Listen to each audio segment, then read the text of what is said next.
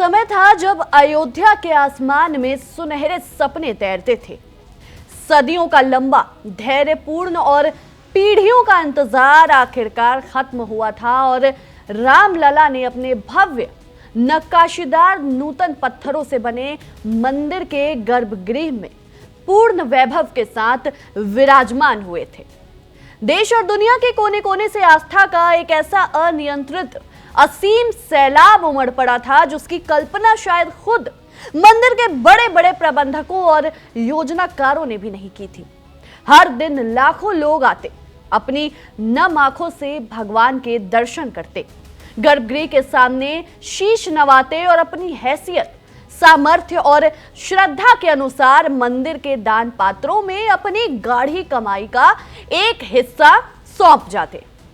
किसी ने अपने जीवन भर की जमा पूंजी को समेटकर सोने के सुंदर हार बनवाया, तो किसी ने चांदी का नक्काशीदार बर्तन भेंट किया था।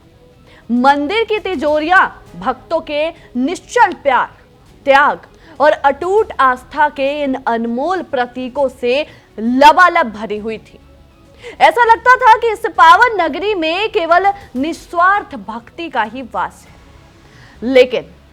लेकिन इसी अलौकिक और पवित्र आस्था की आड़ में मंदिर की चार दीवारी के भीतर ही बहुत गहरा, शांत और अंधेरा कोना धीरे धीरे आकार ले रहा था। दोस्तों, जब चारों तरफ ढोल नगाड़े बज रहे होते हैं, शंखनाद हो रहा होता और आरती की खुशबू हवा में तैर रही होती, तब कोई था जो भक्तों की इस गाढ़ी कमाई और पवित्र चढ़ावे पर बहुत खामोशी से अपनी लालची नजरें गड़ाए बैठा था। वो शख्स कोई बाहरी घुसपैठिया या डकैत नहीं था, बल्कि मंदिर के आंतरिक व्यवस्था का ही एक जिम्मेदार हिस्सा था। अविनाश शुक्ला। अविनाश के लिए वो गर्भगृह के पास रखे भारी भरकम पीतल के और लोहे के दान पात्र सिर्फ भगवान का चढ़ावा या भक्तों की आस्था का केंद्र नहीं था। उसके लिए वो अपनी अधूरी इच्छाओं, महंगे शौकों, बड़ी गाड़ियों और विलासिता के भरी जिंदगी के सपने को पूरा करने वाली एक खुली तिजोरी बन चुकी थी। जब मंदिर का कोना कोना जय श्री राम के गगनभेदी जयकारों से गूंज रहा होता और सुरक्षाकर्मी आने जाने वाली भारी भीड़ को संभालने में व्यस्त होते, तब अविनाश बहुत ही शातिर, ठंडे और चालाकी भरे दिमाग से चढ़ावे की मोटी रकम और कीमती सामानों को धीरे धीरे गायब कर रहा था। देखते ही देखते उसने लाखों रुपए, सोने के आभूषण और विदेशी मुद्रा पर बहुत सफाई से अपना हाथ साफ कर लिया। उसे लगा था कि आस्था के इस विशाल समंदर से अगर वो कुछ बूंदे चुरा भी लेगा तो इतने बड़े खजाने में किसी को कानों कान खबर नहीं होगी और वो हमेशा के लिए बच निकलेगा। अविनाश के पास अचानक ये अंधा पैसा कहां से आया? उसके जीने का ढंग कैसे बदला? उसकी उठक बैठक और उसके तेवर पूरी तरह बदल गए। कैसे? जो शख्स कल तक बेहद साधारण और मध्यम वर्गीय यानी मिडिल क्लास जिंदगी जीता था, वो रातों रात एक रसूखदार लखपति बन चुका था। पर बुजुर्ग कह गए कि पाप की कमाई और अधर्म का पैसा कभी इंसान के पेट में नहीं पचता, वो एक ना एक दिन सिर पर चढ़कर बोलता ही है। अविनाश इस अचानक आई बेशुमार दौलत के नशे को संभाल नहीं पाया और उसने इसे पानी की तरह बहाना शुरू कर दिया। उसने सबसे पहले समाज में अपनी झूठी शान शौकत दिखाने के लिए 3.5 लाख रुपए की एक चमचमाती हुई नई कार खरीदी। इसके बाद जब उसके एक भाई की शादी तय हुई तो अविनाश ने अपनी नई नवेली अमीरी का रौब जमाने के लिए दिल खोलकर करीब 6 लाख रुपए शादी के आलीशान जश्न, टेंट, खानपान और तामझाम में फूंक दिए। दोस्तों, यही नहीं, उसने अपने दूसरे भाई की भी जब जेब गर्म करने और शहर में ऐश कराने के लिए पूरे 5 लाख रुपए नकद थमा दिए। तब ये माजरा थोड़ा अनसुलझा दिखने लगा। रिश्तेदारों के साथ साथ दोस्तों के बाजार में भी अविनाश अचानक से मसीहा और बड़ा आदमी बन चुका था। अपनी दोस्ती का कर्ज चुकाने और दोस्तों के बीच अपनी धाक जमाने के लिए उसने अपने एक सबसे करीबी और जिगरी दोस्त के बैंक खाते में सीधे 2.5 लाख रुपए ट्रांसफर कर दिए। दोस्तों सिर्फ इतना ही नहीं, उसने बाजार का सबसे महंगा और आलीशान ब्रांडेड मोबाइल फोन तोहफे में भी दिया, ताकि महफिलों में उसके दोस्त की उसकी दरियादिली के कसीदे पढ़ते रहे। जो दोस्त कभी चाय की टपरी पर पैसे देने के लिए भी अपने जेबें टटोलता था, वो अब अविनाश की बदौलत महंगे होटलों और चमचमाती गाड़ियों में घूम रहा था। साल 2024 में उसने अपने इस नए रसूख को और स्थायी बनाने के लिए अपने भाई अभिषेक के नाम पर एक कीमती जमीन का टुकड़ा भी खरीद डाला। अविनाश की दुनिया में चारों तरफ खुशियां थी, पार्टियां थी, महंगी गाड़ियां थी, लेकिन इन सब की पूरी बुनियाद राम भक्तों की आंखों से निकले श्रद्धा के आंसुओं, उनकी हाड़ तोड़ मेहनत की कमाई और भगवान के चरणों में अर्पित चढ़ावे की घिनौनी चोरी पर टिकी हुई थी। मगर नियति का अपना एक न्याय होता है दोस्तों, और सच को ज्यादा दिनों तक किसी भी अंधेरे तहखाने में दबाकर नहीं रखा जा सकता। मंदिर के खातों, दान की दैनिक रजिस्ट्रों और गोदाम में रखे सामानों का मिलान जब किया जा रहा था, उसके दौरान अचानक कुछ ऐसी विसंगतियां, कुछ ऐसे अंतर सामने आए जिन्होंने ऑडिट करने वाले अधिकारियों के कान खड़े कर दिए। ऐसा लगा जैसे किसी आस्था ने एक बड़े महासागर, कहते हैं ना, एक बहुत बड़े महासागर से एक बहुत बड़ी बाल्टी पानी चुपके से निकाल लिया हो और किसी को कानों कान खबर नहीं होगी।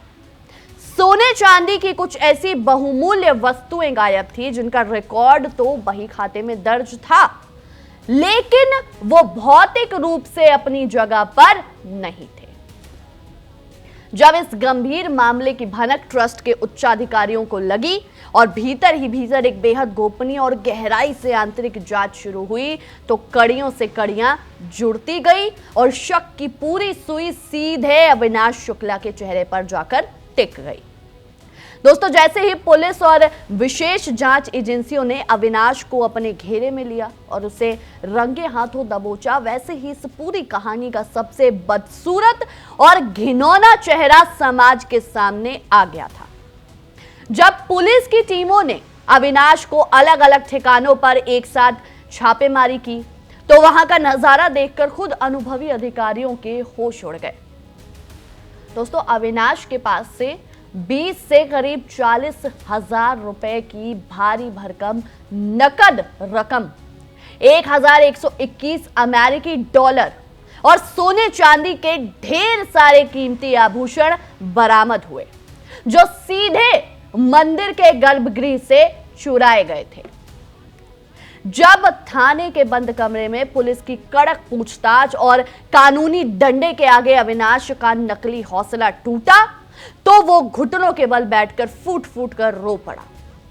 उसने रोते हुए और हाथ जोड़कर भगवान से माफी मांगते हुए कबूल किया कि कैसे उसने भगवान के पवित्र चढ़ावे में से करीब 19 लाख रुपए अपने दोस्तों, भाइयों और परिवार के ऐशो आराम पर पानी की तरह बहा दिए थे। पुलिस ने बिना देर किए उसकी नई कार ली, उसकी नई कार जो थी उसको जब्त किया, उसके तमाम बैंक खातों को फ्रीज कर दिया और उसके दोनों भाइयों को उठाकर कड़ाई से पूछताछ शुरू कर दी कि इस पाप की कमाई का हिस्सा और कहां गया है और कहां छुपाया है उन्होंने। लेकिन दोस्तों ये कहानी सिर्फ एक मामूली कर्मचारी चोर के पकड़े जाने या कुछ लाखों रुपए की बरामदगी पर खत्म नहीं होने वाली थी। इस चोरी की आंच इतनी तेज और गहरी थी कि इसने अयोध्या की धार्मिक सत्ता और राम मंदिर के तीर्थ क्षेत्र ट्रस्ट के ऊंचे वीआईपी गलियों में एक ऐसा प्रशासनिक और राजनीतिक तूफान खड़ा कर दिया जिसकी तपिश लखनऊ से लेकर दिल्ली तक पहुंची और वो दिल्ली तक महसूस की गई।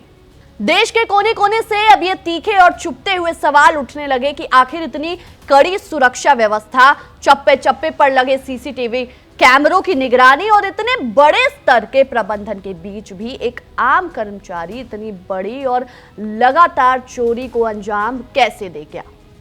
उंगलियां सिर्फ उस छोटे से चोर पर नहीं बल्कि सीधे उन कद्दावर और प्रतिष्ठित लोगों पर उठी जिनके कंधों पर इस पूरे भव्य मंदिर की व्यवस्था, उसकी सुरक्षा और उसकी सदियों पुरानी साख को संभालने की सबसे बड़ी जिम्मेदारी थी। वो नाम कोई छोटे मोटे नाम नहीं थे, वो थे ट्रस्ट के सबसे ताकतवर महासचिव चंपत राय और वरिष्ठ सदस्य डॉक्टर अनिल मिश्रा। देश भर के राम भक्तों में इस बात को लेकर भी गहरा गुस्सा और नाराजगी थी कि आखिर इस चोरी के मामले को इतने दिनों तक दबाकर क्यों रखा गया। पुलिस में एफआईआर दर्ज कराने में इतनी ढिलाई, इतनी हिला हवाली और देरी क्यों की गई। चूंकि मंदिर के पूरे वित्तीय लेन देन, चाबियों और प्रबंधन का जो जिम्मा था इन्हीं दोनों के हाथों में केंद्रित था, इसलिए नैतिक जिम्मेदारी के नाते उनका जो शक और सवालों के दायरे में आना है वो बिल्कुल तय था। दोस्तों, चौतरफा बनते जा रहे भारी सामाजिक, धार्मिक और संतों के दबाव में आखिरकार इन दोनों बड़े पदाधिकारियों को झुकना पड़ा और अपनी कुर्सियां छोड़नी पड़ी, यानी इस्तीफा देना पड़ा। उन्होंने भारी मन से 26 जून को अपने इस्तीफे कोषाध्यक्ष को सौंपे, जिसकी पुष्टि अगले ही दिन सार्वजनिक की गई। इस पूरे ड्रामे का आखिरी और सबसे बड़ा, गंभीर और सबसे भावुक सीन सोमवार को राम मंदिर परिसर के भीतर बने एक बंद, सुरक्षित और वीआईपी मीटिंग रूम में फिल्माया गया। श्री राम जन्मभूमि तीर्थ क्षेत्र न्यास की एक बेहद अहम और हाई वोल्टेज बैठक बुलाई गई। ये बैठक करीब 3.25 घंटे तक चली बिना रुके और इसके शुरू होने से पहले ही कमरों के भीतर का जो माहौल था वो इतना भारी, गंभीर और तनावपूर्ण था कि उसे हवा में महसूस किया जा सकता था। इस बड़े बैठक का सबसे बड़ा और हैरान करने वाला जो घटनाक्रम है वो ये रहा कि सालों तक मंदिर की धूरी रहे चंपत राय और डॉक्टर अनिल मिश्रा को इस कमरे से पूरी तरह बाहर रखा गया। दोस्तों, यही नहीं, मंदिर की व्यवस्थाओं से जुड़े एक और प्रमुख व्यक्ति गोपाल राव को भी बैठक में कदम रखने की इजाजत नहीं मिली। सूत्रों के हवाले से जो बातें छनकर सामने आई वो वाकई चौंकाने वाली थी। ट्रस्ट के कुछ बेहद सम्मानित संतों और आक्रामक सदस्यों ने बैठक शुरू होने से ठीक पहले साफ शब्दों में कह दिया था कि अगर इस कमरे के भीतर चंपत राय और अनिल मिश्रा बैठेंगे तो हम इस बैठक का पूरी तरह से बहिष्कार कर देंगे और इसका हिस्सा नहीं बनेंगे। माहौल की इसी नजाकत, कड़वाहट और गंभीरता को देखते हुए चंपत राय और अनिल मिश्रा को बैठक से बाहर ही रहने का कड़ा निर्देश दिया गया। यह बेहद अजीब, ऐतिहासिक और दर्दनाक दृश्य था। दोस्तों, वो दोनों चेहरे जिन्होंने राम मंदिर आंदोलन की पूरी तपिश झेली थी, दशकों तक अदालती लड़ाइयों के कागजात संभाले थे, पत्थरों को तराशने से लेकर मंदिर के निर्माण के एक एक पल में अपने जीवन के सबसे महत्वपूर्ण साल गुजार दिए थे। आज वो खुद की बनाई व्यवस्था की सबसे महत्वपूर्ण बैठक के बंद दरवाजे के बाहर चुपचाप खड़े थे। कमरे के भीतर देश के सबसे प्रतिष्ठित बुजुर्ग और कानून के बड़े जानकार वकील के पराशरन ने ट्रस्ट के संविधान और नियमों की पोथी खोली। उन्होंने कानूनी स्थिति को बिल्कुल शीशे की तरह साफ करते हुए सभी सदस्यों को बताया कि जब कोई पदाधिकारी अपनी मर्जी से लिखित में इस्तीफा सौंप देता है तो ट्रस्ट के नियमों और उप नियमों के मुताबिक वो स्वतः ही उस क्षण से प्रभावी माना जाता है। दोस्तों, ट्रस्ट के पास उस इस्तीफे को नामंजूर करने, टालने या रोकने का कोई कानूनी अधिकार नहीं बचता। इसके बाद कमरे में मौजूद सभी सदस्यों ने एक सुर में सर्वसम्मति से दोनों के इस्तीफों पर अपनी अंतिम मुहर लगा दी और उन्हें हमेशा के लिए मंजूर कर लिया।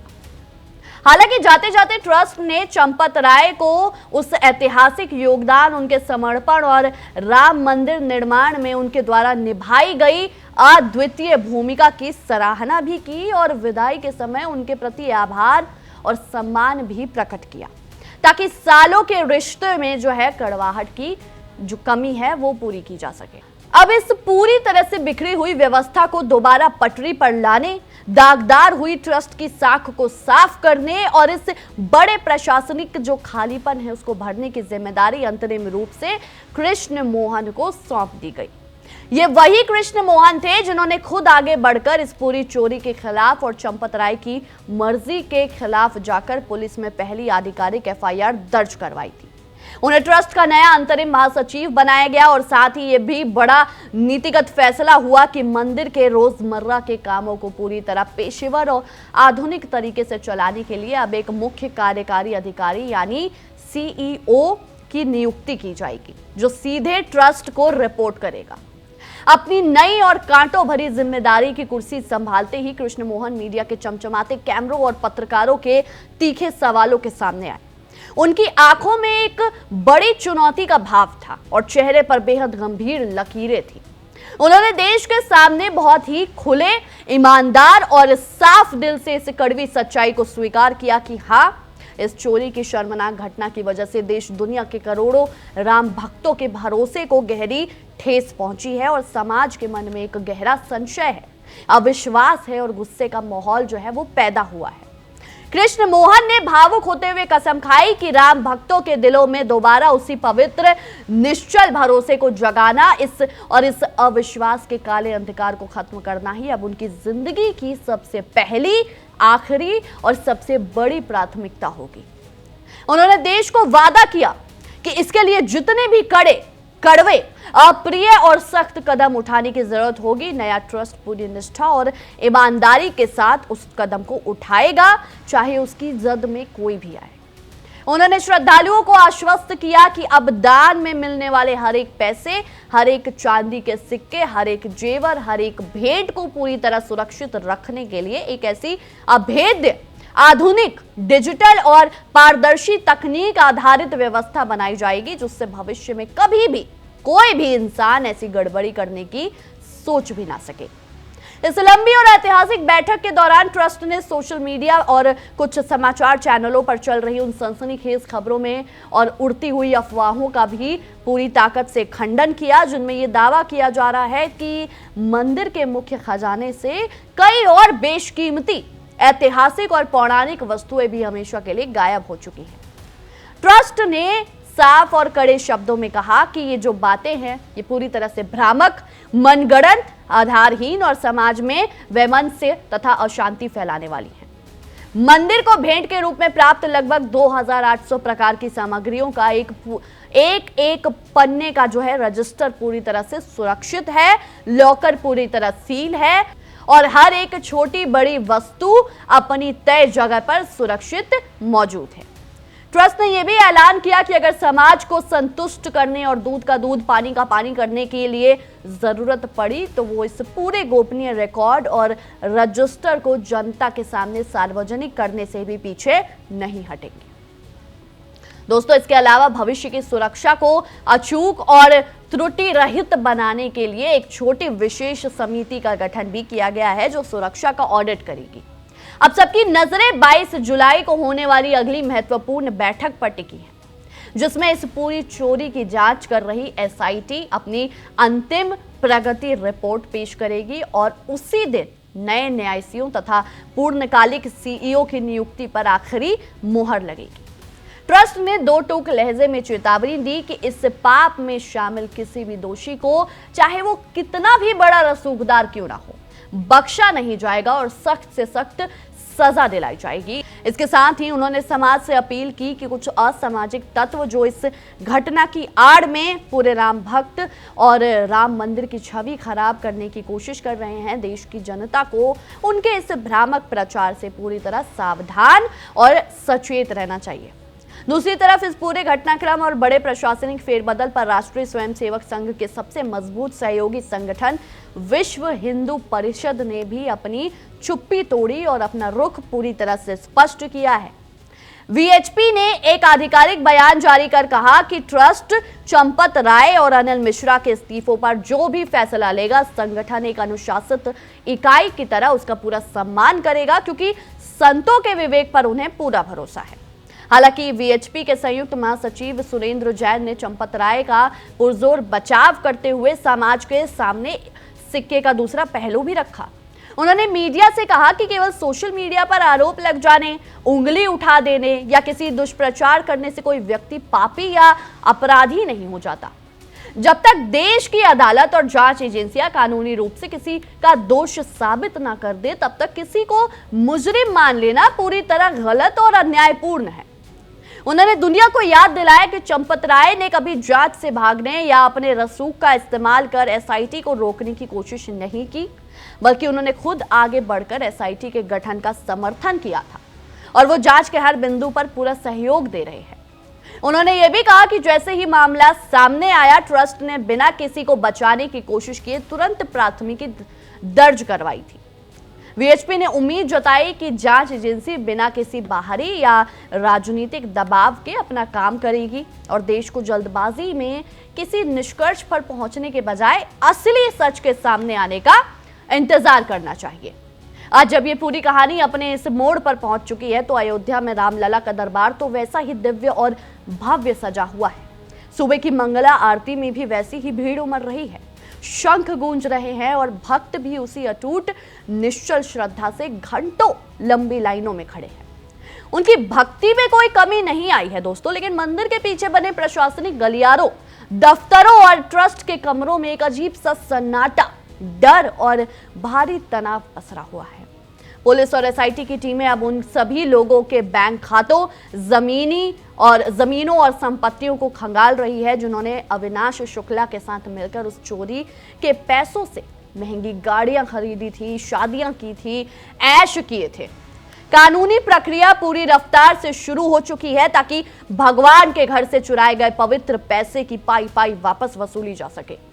ये पूरी कहानी हमें ये बहुत बड़ा सनातन सबक देती है कि आस्था का गढ़ चाहे कितना भी ऊंचा, भव्य और पत्थरों से मजबूत क्यों ना हो, अगर उसके भीतर लालच, अहंकार, अपनों को बचाने की भावना और लापरवाही का दीमक लग जाए तो बड़े बड़े रसूखदार सिंहासन और सदियों की कमाई हुई साख भी पल भर में ताश के पत्तों की तरह ढह जाती है और सच की आंच में सबको झुलसा देती है। नमस्कार। देखिए इंडिया डेली 24/7 अब आपकी स्मार्ट टीवी पर। इंडिया डेली मौजूद है सभी डिजिटल प्लेटफॉर्म पर लाइव और लगातार। इंडिया डेली 24/7 हर दिन राष्ट्र को समर्पित।